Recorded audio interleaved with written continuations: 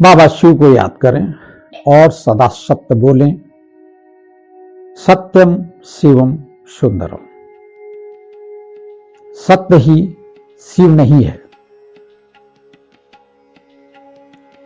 जो सत्य है वह शिव की भाषा है। शिव बाबा का जो भी ज्ञान है वो बिल्कुल सत्य है, अकाट्य है, और वही असली ज्ञान गीता ज्ञान है। इसलिए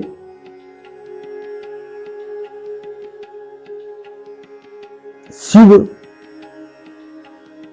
के वचन नहीं है,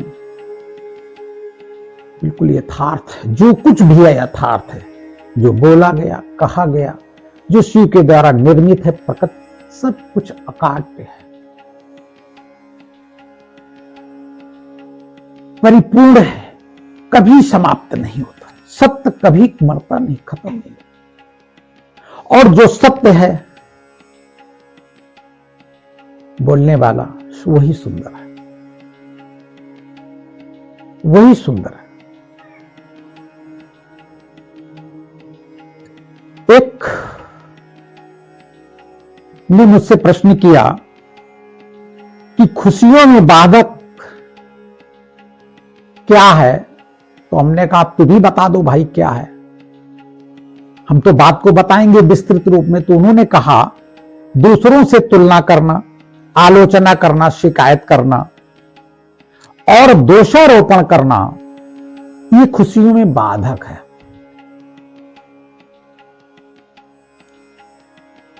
हमने कहा इसके बाद और सारे काम करोगे तो खुशियों में बाधक नहीं है। मान लीजिए 4 चीजें 5 चीजें आपने छोड़ दी, दूसरों की तुलना करना छोड़ दिया, आलोचना करना छोड़ दिया, शिकायत करना छोड़ दिया, बहस करना छोड़ दिया और दोषारोपण करना छोड़ दिया, तो क्या खुशी हो जाओगे? अब भाई दबे चोरी करना नहीं छोड़ा, खुशी हो जाओगे? किसी के साथ अभद्र व्यवहार करना नहीं छोड़ा, तो क्या खुशी हो जाओगे? अरे कोई भी नियम, परमात्मा नियम विरुद्ध कार्य करेंगे, आप निश्चित दुखी रहेंगे। ये 4-5 बातों से खुशियां नहीं आती। सीधी सीधी सी बात आप समझे, कहां आप भटक रहे हैं। हमें सिर्फ सत्य बोलना है और सामने वाला जो भी व्यवहार कर रहा है वो अपने कर्मों बस व्यवहार कर रहा है, उस पर मुझे उलझना नहीं है।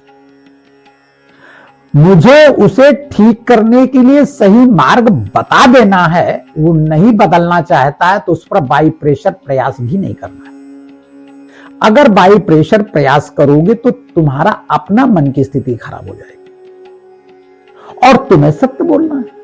सामने वाला बहस कर रहा है, किसी से तुलना कर रहा है, शिकायत किसी की कर रहा है, बहस किसी से कर रहा है या दोषारोपण कर रहा है, वो तो पाप कर ही रहा है। हमें किसी का भी दोषारोपण या कुछ भी नहीं करना, हमें सत्य बोलना है, कब बोलना है। और अगर हम किसी का भी दोषारोपण करते हैं, बहस करते हैं, दुखी करते हैं या किसी की तुलना करते हैं या आलोचना करते हैं, तो हम करते किसकी हैं? सामने वाला भी तो परमात्मा की संतान है। अगर हम उसकी बुराई दूसरे परमात्मा के बच्चे से करते हैं तो हो गई तो भाइयों की ही बुराई। और जब भाइयों की बुराई, आलोचना, बहस ये सब हो गया तो क्या भाइयों का पिता, अपना पिता, सबका तो एक ही है ना? तो क्या पिता खुश होगा? और भगवान को ही तो खुश करने के लिए दुनिया पीछे पड़ी हुई है, पूरी व्यवस्थाएं कर रही है। आपको सिर्फ ये करना है कि संसार के सभी बच्चे भगवान के बच्चे हैं।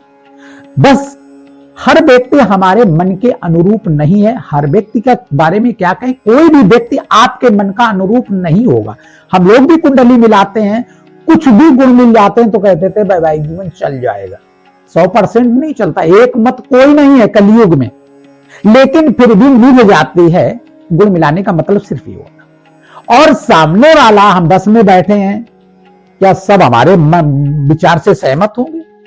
व्यवहार से सहमत होंगे, कर्म से सहमत होंगे, टेस्ट से सहमत होंगे। किसी को मूंगफली पसंद होगी, किसी को नहीं पसंद होगी, किसी को पेप्सी पीना पसंद होगा, कोई उसको नफरत करता होगा उससे। तो ये कोई बात नहीं, कोई 4 रोटी खाता होगा, कोई 2 खाता होगा, कोई 1 खाता होगा, कोई 10 खाता होगा। हर व्यक्ति का अपना अपना नेचर है। तो उसमें कह दें बहुत खाता है, बहुत, तो आलोचना फालतू करने की क्या जरूरत है। हमेशा याद रखना, इस संसार में हम किसी की भी आलोचना करते हैं, बहस करते हैं, या दुख देते हैं, या दोषारोपण करते हैं, या शिकायत करते हैं, या तुलना करते हैं, कभी नहीं करना चाहिए। तुलना करो तो अच्छे गुणों की तुलना करो। वो व्यक्ति झूठ नहीं बोलता है, हमें नहीं बोलना। अच्छे गुण सामने वाले से उठाओ, और जो खराब गुण है, जो हमें दुख दे सकते हैं, उसको भी मना करो और खुद भी ना करो। ज्यादा जिंदगी जीने में कोई प्रॉब्लम है नहीं। सिर्फ समझने की जरूरत है, संसार परमात्मा का बनाया हुआ है और संसार के सभी रचना परमात्मा के द्वारा रचित है। हमें किसी के बारे में कोई भी टिप्पणी नहीं करना। हर व्यक्ति अपने कर्मों अनुसार व्यवहार, कर्म और कुकर्म करता है, और उसको करने की छूट भी है, क्योंकि वो यही करने के लिए इस धरा पे आया है। तो आया है, करना है, तो हम उसमें बाधक क्यों बने। जो जस करे सो तस फल चाखा, किनारे हो जाओ। आलोचना उसकी करके हम तो पापी और बन रहे हैं, हमारे पुण्य नष्ट हो रहे हैं। इस चीज को सदा याद रखें और शिव बाबा को याद रखें। जीवन जीने का सबसे सरल तरीका यही है। बाबा शिव।